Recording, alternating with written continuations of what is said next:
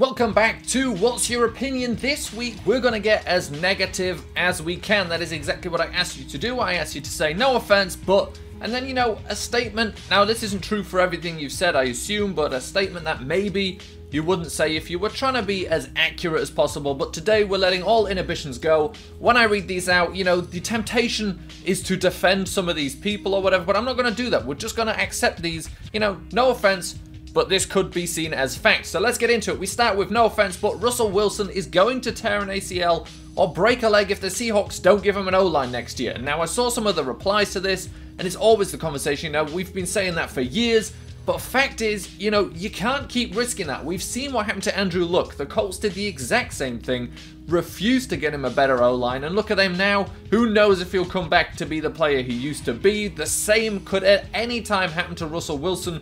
Who knows how he could recover from any kind of serious injury. So no offense, Seahawks, but you've got to get a line to protect that man. Your defense is gonna fall apart. You know, you can't keep them all. Start protecting the most valuable player on your team. Now, I knew this one was coming at some point. Curtis Rogers says, no offense, but Joe Flacco is about as elite a quarterback as Mike Glennon. And now I can't defend him. I can't say anything in favor of him. And let's be honest, Joe Flacco, Mike Glennon, that's a pretty good comparison. Soaring Eagle says, no offense, but Nate Sudfeld should start over Nick Foles. Now, I've seen this being said by a couple of Eagles fans, and, you know, I know what they see. You know, you see the 82% completion percentage against the Cowboys. You see him, you know, being a little more successful than Nick Foles was. And at this point, I know you can't say it, and Eagles fans, you shouldn't think like that, but I'm sure there are a few people, you know, you just see this now as kind of a lost year. Carson Wentz went down. You don't have much hope for the playoffs. So you can't do much worse. You know, there's not much to lose. Why not just try Sudfeld? Because, you know, from that Cowboys game, it looked like he offered maybe a better chance to win. Then Conrad12 says, no offense, everyone, but the Eagles, and now he says, with Wentz, are terrible. If he means with Wentz, that's the kind of bold statement we opened this episode up for.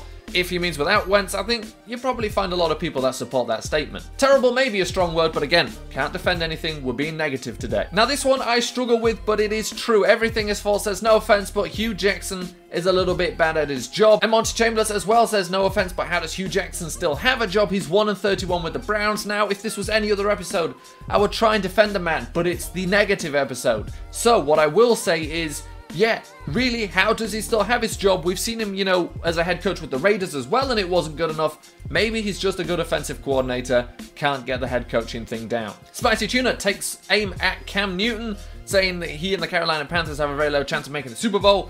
Of course, an accurate statement after they lost their playoff game. But ever since Cam was broken into the league, he's had an average to below average quarterback rating. 2015 was a fluke. Maybe it was, maybe this is, you know, that was the of his career, and it's all just average from here on out. And, you know, it's going to take a little bit more than just Cam Newton to get them back into real playoff contention, that's for sure. And Evelyn Carpenter says something that I swear I thought was going to be a joke to begin with. She says, no offense, but David is a better quarterback than Derek. Hashtag not my car. And, you know, to be fair, there is a reason David was the #1 overall pick, and you can always point to people's early careers, you know, ruining their progression for the rest of their career. And, you know, maybe David Carr, in the right system, being protected properly with the right weapons, could have become what they expected him to be. And, you know, we're not defending anyone here, so David Carr is a better quarterback than Derek Carr. Abiotic Jacob 5 says, no offense, but without Tom Brady, the Pats are no better than the rest of the AFC East. And to be fair, that's probably just straight up true. You can probably say that for most teams. No offense, but that's a fact. Then Isaiah Eads, no offense, but the replay system is starting to get out of control. That's, you know, that's not even a no offense situation. That is just straight up hard fact. What I enjoyed in John Gruden's last game as a commentator, he was having a real problem with the length of replays, and I cannot wait to see him on the sideline having a very audible problem with the referees in person with the length of those replays. I think that should be a lot of fun. Don't forget John Gruden, especially now when we get a lot of sound effects. It's going to be a great guy to watch on that sideline. Then Foolish Demon says, no offense, I think Case Keenum will be exposed in the playoffs. He's been serviceable, but when you close the pocket on him. And now, I agree with this and a lot of things. I was thinking about, you know, the Saints could struggle against the Vikings, but what I thought about more than anything is the playoffs comes down to quarterbacks. Of course, good defenses can carry you a long way, but we saw the Bills and Jaguars butt heads, and neither of those quarterbacks could get anything done. And I think in the playoffs, it comes so much down to your quarterback, forcing things, you know, making things happen. and that is exactly what I think we're going to see with the Saints and Vikings. Breeze, of course, is a true and tested veteran at the playoffs.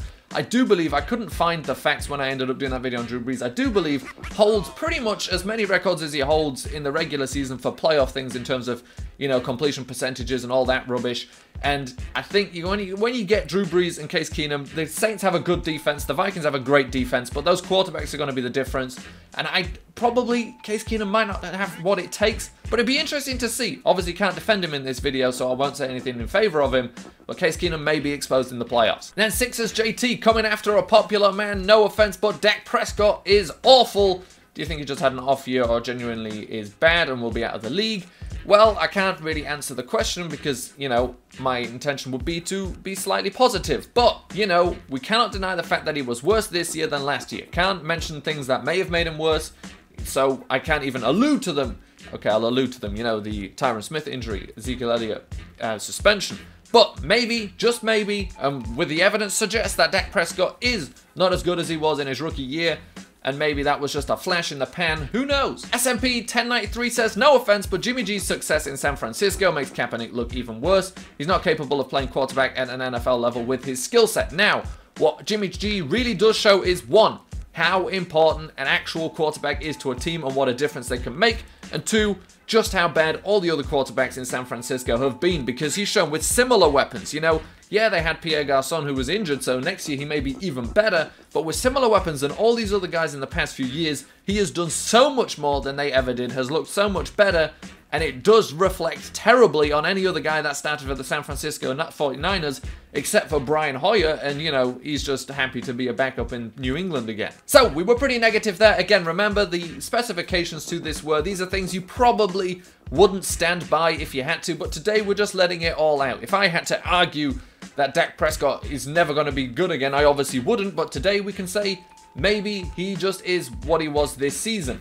That is how this works, so that's what the no offense means. It means, hey, I'm not going to stand by this opinion, but I'll say it out loud now because I've got the freedom to. Now, for the next episode, you may have seen in the news, Brady, Kraft, Belichick, there is a rift at the top of the Patriots hierarchy. The guys don't get along, and all of this news has just happened to come out right before the playoffs when obviously this kind of, you know, no one has said this is something that's happened recently, so this information would have been readily available to release at any point during the season, but it's been released directly before the playoffs. Now, if I was a conspiracy theorist, I would of course argue that it is the plan of somebody or a bunch of people to rattle the Patriots for the playoffs. Get that negative press out there. You know, the same thing they thought would happen with the Deflategate news, you know, shove something into that camp, make them talk about it all the time, and get their heads away from football and onto this matter. It could be like that. What I want you to do is come up with your best fake news for other teams still in the playoffs to see if maybe we can rattle those teams, get that fake news out there, and make them lose their heads and lose a playoff game. You know, who knows what news will come out? Only you know the truth. Maybe Matt Ryan has been not playing as well this year to try and force a move to San Francisco and reunite with Kyle Shanahan. Maybe Ben Roethlisberger retired 3 years ago and has been hiring a stunt double for the past few years to play in places of him, and he's been collecting those game checks. Who knows? You've got to come up with these stories. We've got to rattle these playoff teams. We've got to even the playing field here. If we're going to say things about the Patriots, those other teams need to have some rumors out there, and it's your responsibility to come up with the best one.